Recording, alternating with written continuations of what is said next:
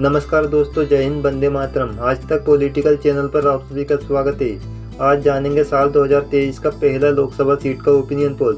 Video में आगे बढ़े इससे पहले दोस्तों चैनल को सब्सक्राइब कर दे और वीडियो अच्छा लगे तो लाइक करना न भूले। जैसा कि दोस्तों अगले साल 2024 में अप्रैल मई के दौरान लोकसभा चुनाव होने हैं। ऐसे में अगर आज चुनाव हुए तो किसकी बनेगी सरकार। जैसा कि दोस्तों साल 2014 लोकसभा चुनाव में डॉक्टर मनमोहन सिंह के नेतृत्व वाली यूपीए सरकार की बुरी तरह हार हुई और नरेंद्र मोदी के नेतृत्व में भारतीय जनता पार्टी की सरकार प्रचंड बहुमत के साथ केंद्र में बनी, जिसके बाद लगातार भारतीय जनता पार्टी की सरकार केंद्र में है। साल 2019 लोकसभा चुनाव में भी भारतीय जनता पार्टी ने 350 सीटें जीती। जैसा कि दोस्तों पिछले 3 महीने से लगातार भारत जोड़ो यात्रा निकाली जा रही। देश भर में कांग्रेस पार्टी के द्वारा राहुल गांधी रोज पदयात्रा कर रही। इसका असर लोकसभा चुनाव में होगा या नहीं, आइए जानते हैं ओपिनियन पोल। सबसे पहले जानते हैं बिहार की लोकसभा सीट के बारे में। जैसा कि बिहार में लोकसभा की 40 सीट है। 40 में से भारतीय जनता पार्टी को 9 सीट मिल सकती है, कांग्रेस पार्टी को 3 सीट मिल सकती है, अन्य पार्टी जिसमें जेडीयू और आरजेडी शामिल है 28 सीटें मिल सकती है। तो दोस्तों आप कमेंट में बताएं आप किस क्षेत्र से और कितनी लोकसभा की सीट साल 2024 में किस पार्टी को मिल सकती है।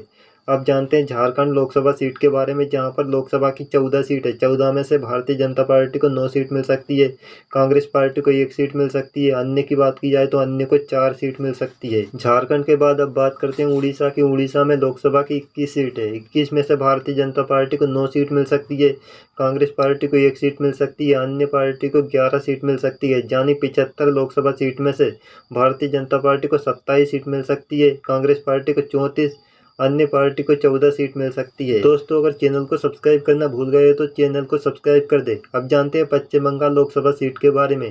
पश्चिम बंगाल में लोकसभा की 42 सीट है। 42 में से भारतीय जनता पार्टी को 15 सीट मिल सकती है। पिछले चुनाव में भारतीय जनता पार्टी को 18 सीट पश्चिम बंगाल से मिली थी। वहीं कांग्रेस पार्टी को भी 1 सीट मिल सकती है।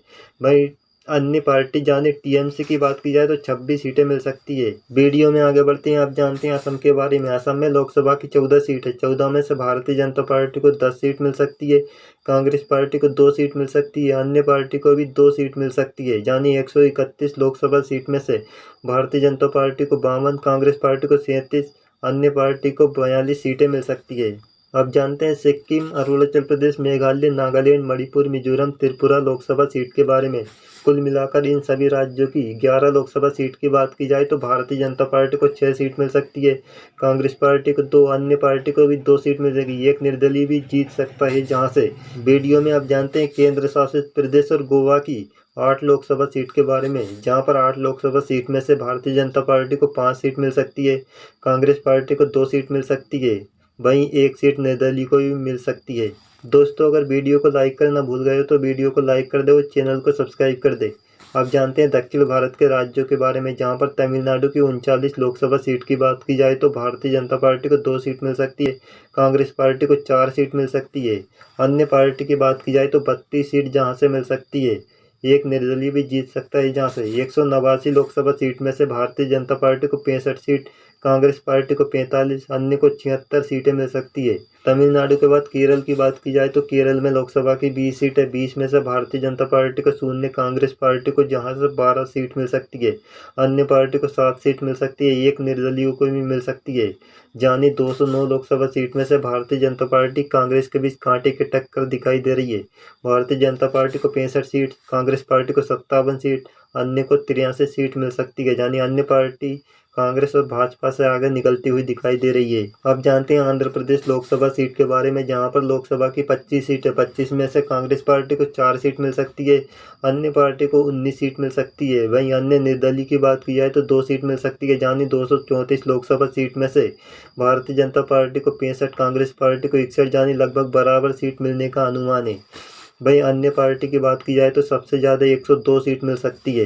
तो दोस्तों आपको क्या लगता है, भारतीय जनता पार्टी या कांग्रेस पार्टी किसकी बनेगी सरकार या देश में बदलाव देखने को मिलेगा साल 2024 लोकसभा चुनाव में? हमें कमेंट कर जरूर बताएं। आप जानते हैं तेलंगाना लोकसभा सीट के बारे में।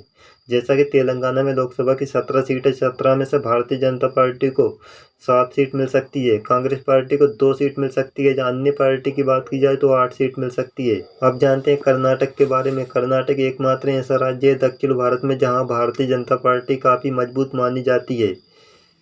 जहां पर लोकसभा की 28 सीटें, 28 में से भारतीय जनता पार्टी को 16 सीट मिल सकती है, कांग्रेस पार्टी को 10 सीट मिल सकती है, अन्य पार्टी यानी जेडीएस को भी 2 सीट मिल सकती है।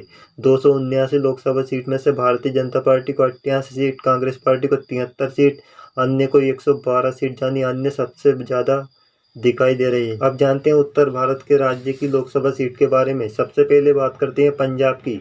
पंजाब में लोकसभा की 13 सीट है, 13 में से भारतीय जनता पार्टी को 0, कांग्रेस पार्टी को 5 सीट मिल सकती है, अन्य यानी आम आदमी पार्टी को 8 सीट जहां से मिल सकती है। दोस्तों, अगर आप अपने राज्य की लोकसभा या विधानसभा सीट का ओपिनियन पोल जानना चाहते हैं तो हमारे चैनल पर जाकर देख सकते हैं।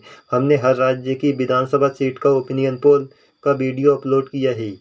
अब जानते हैं हरियाणा लोकसभा सीट के बारे में। हरियाणा में लोकसभा की 10 सीट है, 10 में से भारतीय जनता पार्टी को 4 सीट मिल सकती है, कांग्रेस पार्टी को 5 सीट मिल सकती है, अन्य पार्टी को भी जहां से 1 सीट मिल सकती है। यानी 302 लोकसभा सीट में से भारतीय जनता पार्टी को 92, कांग्रेस पार्टी को 83 लोकसभा सीट मिल सकती है। अन्य पार्टी की बात की जाए तो 121 लोकसभा की सीट मिल सकती है। दिल्ली की लोकसभा सीट की बात की जाए तो जहां पर लोकसभा की 7 सीट है, 7 में से भारतीय जनता पार्टी को 3 सीट मिल सकती है, आम आदमी पार्टी को 4 सीट मिल सकती है। जम्मू कश्मीर और लद्दाख लोकसभा सीट की बात की जाए तो जहां पर लोकसभा की 6 सीट है, 6 में से भारतीय जनता पार्टी को 2 सीट, अन्य पार्टी को 3 सीट जहां से मिल सकती है। हिमाचल प्रदेश की बात की जाए तो हिमाचल प्रदेश में लोकसभा की 4 सीट है, 4 में से भारतीय जनता पार्टी को 2 सीट, कांग्रेस पार्टी को 2 सीट मिल सकती है। उत्तराखंड में लोकसभा की 5 सीट है, 5 में से भारतीय जनता पार्टी को 3 सीट मिल सकती है, कांग्रेस पार्टी को 2 सीट जहां से मिल सकती है। राजस्थान की बात की जाए तो राजस्थान में लोकसभा की 25 सीट है, जहां से भारतीय जनता पार्टी को जबरदस्त बढ़त मिल सकती है। भारतीय जनता पार्टी को 23 सीट, कांग्रेस पार्टी को 1 सीट, अन्य पार्टी को भी जहां से 1 सीट मिल सकती है। अब जानते हैं लोकसभा सीट के हिसाब से सबसे बड़े राज्य उत्तर प्रदेश की बात करते हैं, जहां पर लोकसभा की 80 सीट है, 80 में से भारतीय जनता पार्टी को 58 सीट मिल सकती है, कांग्रेस पार्टी को 2 सीट मिल सकती है, अन्य पार्टी को 19 सीट, अन्य निर्दलीय की बात की जाए तो 1 सीट जहां से मिल सकती है। 429 लोकसभा सीट में से भारतीय जनता पार्टी को 183, कांग्रेस पार्टी को 90, वहीं अन्य पार्टी की बात की जाए तो 148 सीट मिल सकती है। छत्तीसगढ़ की बात की जाए तो छत्तीसगढ़ में लोकसभा की 11 सीट है, 11 में से भारतीय जनता पार्टी को 6 सीट मिल सकती है, कांग्रेस पार्टी को 4 सीट मिल सकती है, अन्य को भी 1 सीट जहां से मिल सकती है। अब जानते हैं मध्य प्रदेश लोकसभा सीट के बारे में। मध्य प्रदेश में लोकसभा की 29 सीट है, 29 में से भारतीय जनता पार्टी को 21 सीट मिल सकती है, कांग्रेस पार्टी को 7 सीट मिल सकती है, अन्य पार्टी को भी जहां से 1 सीट मिल सकती है। गुजरात की बात की जाए तो गुजरात में लोकसभा की 26 सीट है, 26 में से भारतीय जनता पार्टी को 25 सीट मिल सकती है, अन्य को भी जहां से 1 सीट मिल सकती है। आखिर में जानते हैं महाराष्ट्र के बारे में। महाराष्ट्र में लोकसभा की 48 सीट है, 48 में से भारतीय जनता पार्टी को 22 सीट मिल सकती है, कांग्रेस पार्टी को 6 सीट मिल सकती है, अन्य पार्टी को भी जहां से 18 सीट मिल सकती है। निर्दलीय की बात की जाए तो 2 सीट में जहां से मिल सकती है। अब जानते हैं ओपिनियन पोल में किस पार्टी को कितने प्रतिशत वोट शेयर मिल सकते हैं और कितनी सीटें मिल सकती है। ओपिनियन पोल के हिसाब से भारतीय जनता पार्टी को 33% वोट शेयर, कांग्रेस पार्टी को 19%, अन्य पार्टी को 38%, निर्दलीय को 10% वोट शेयर मिल सकते हैं। वहीं 543 लोकसभा सीट में से भारतीय जनता पार्टी को 257 सीट, कांग्रेस पार्टी को 107 सीट, अन्य पार्टी को 169 सीट मिल सकती है, निर्दलीय को भी 10 सीट मिल सकती है। अब जानते हैं किस गठबंधन को कितनी सीटें मिल सकती है। एनडीए गठबंधन की बात की जाए तो 282 लोकसभा की सीट मिल सकती है, यानी पूर्ण बहुमत मिल सकता है। यूपीए गठबंधन को 173 सीट, अन्य पार्टी को 78 सीट मिल सकती है। तो दोस्तों, हमारा ये वीडियो आपको कैसा लगा हमें कमेंट कर जरूर बताएं। धन्यवाद।